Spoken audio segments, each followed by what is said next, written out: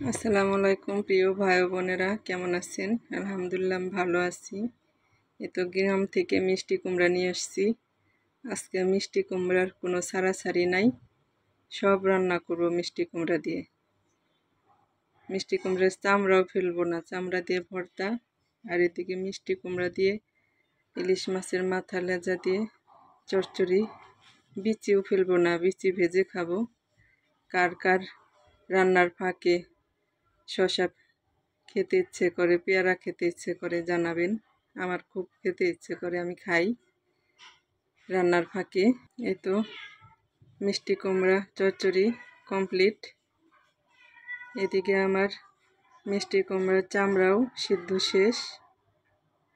এবার আমি প্যানের মধ্যে কয়েকটা কাঁচামরিচ, রসুন আর পেঁয়াজ দিয়ে দিলাম। এরপর একটু সামান্য সরিষার তেল দিয়ে ভালো করে একটু ভেজে নেব। এরপর সামান্য একটু কালো জিরা দিয়ে দিলাম, যাতে সুন্দর একটা স্মেল আসে কালো জিরের। তো ভাজা শেষ। এরপর মিষ্টি কুমড়ার বিচিগুলো ভাজবো। একটু নেড়ে চেড়ে নিলাম, পানিটা শুকায় নিলাম। এরপর সামান্য একটু তেল, সামান্য একটু লবণ দিয়ে দিলাম। এরপর ভেজে নেব। তো ভাজা কমপ্লিট। আমি এখন এটাকে নামিয়ে নেব।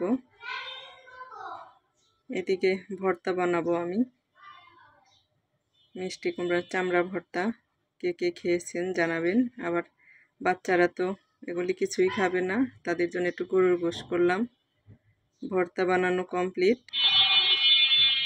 কার কার পাটা মোচা ভাত খেতে পছন্দ জানাবেন। আমার তো খুব পছন্দ, আমি ভর্তা বানাইলে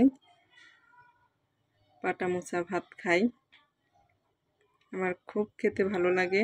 এই তো খাওয়া আরম্ভ করে দিচ্ছি। যেমন লাল চালের ভাত, তারপরে হচ্ছে গরুর গোশ, ভর্তা, মিষ্টি কুমড়া ভাজা। এই যে কুচকুচ করে খাচ্ছি, ভালোই লাগতেছে। মিষ্টি কুমড়া চচ্চড়ি। তো ভালো থাকবেন, সুস্থ থাকবেন। আল্লাহ হাফেজ।